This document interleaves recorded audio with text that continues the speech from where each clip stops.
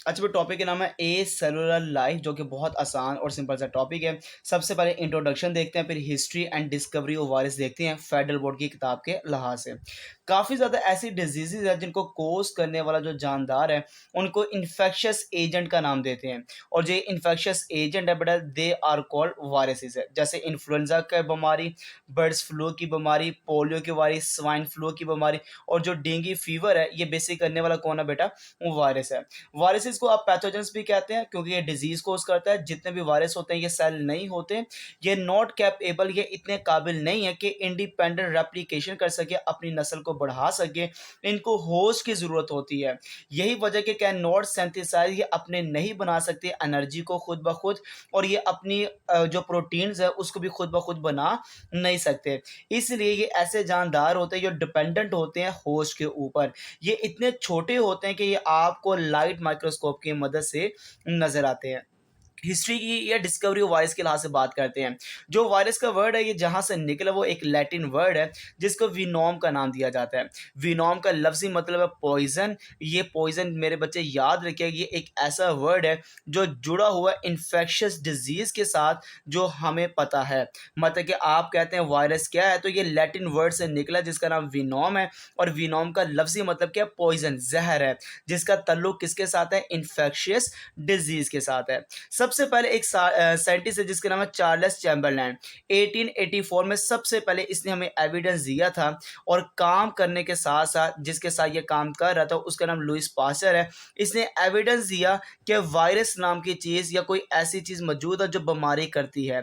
जो कि Louis Pasteur ने सबसे पहले एक कोजेटिव एजेंट को फाउंड किया था, एक बीमारी कोज करने वाले एजेंट को डिस्कवर्ड किया था जो रेबिस की बीमारी करता है। रेबिस एक ऐसी बीमारी है जो जानवरों के काटने से होती है।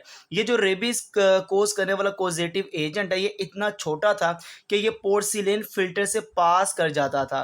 ये पोर्सिलेन फिल्टर इतने छोटे छोटे सुराख रखता है कि एक सुराख का जो साइज है वो 100 से लेकर 1000 नैनोमीटर है। इससे भी छोटा कोई जानदार मौजूद है जो कि पोर्सिलेन फिल्टर से गुजर जाता है। इसी तरह अगर मैं बात करता जाऊं तो बैक्टीरिया जो सा एक ऐसा जानदार है जो पोर्सिलेन फिल्टर से नहीं गुजर सकता। तो इसका मतलब कोई दुनिया में ऐसी भी चीज़ मौजूद है जो बैक्टीरिया से भी छोटी है, जो कि पोर्सिलेन फिल्टर से भी गुजर जाती है।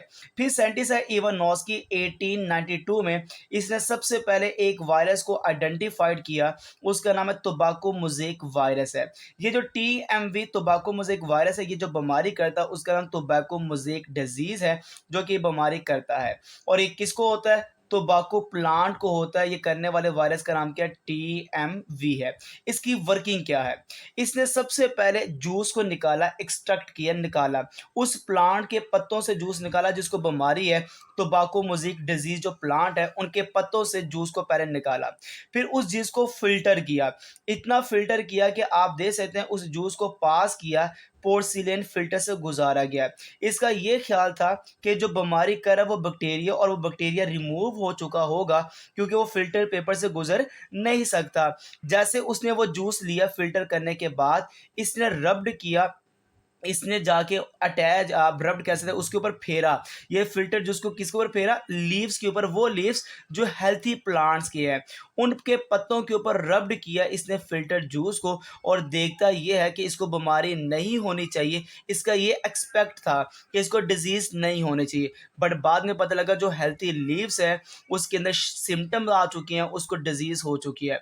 तो हमें पता लग गया ये बीमारी करने वाला कोई और भी चीज़ है जो कि बैक्टीरिया नहीं है, जो पोर्सिलेन फिल्टर से गुजर जाता है। और उस वायरस का नाम क्या रखा? TMV, tobacco mosaic virus. जो कौन सी बीमारी करता है? टोबैको मोज़ेक डिजीज करता है। नाउ जो फिल्टरेबल वायरस है उस वक्त इसको कहा गया, जो फिल्टरेबल वायरस है दे आर कॉल्ड सब्सटेंस, इसको सब्सटेंस का नाम दिया गया।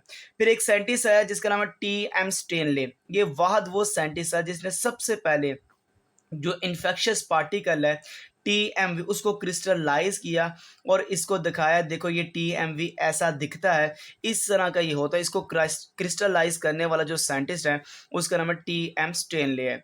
और आपने याद रखना ये जो चैप्टर मैंने स्टार्ट किया वायरस वाला, वायरस की स्टडी को कहते हैं, दे आर कॉल्ड वायरियोलॉजी है। तो इंशाल्लाह हमारा जो अगला टॉपिक होगा वो करैक्टरिस्टिक्स ऑफ वायरस के ऊपर होगा, जो कि अकॉर्डिंग टू फेडरल बोर्ड के लिहाज से चलेगा। जज़ाकल्लाहुल खैर।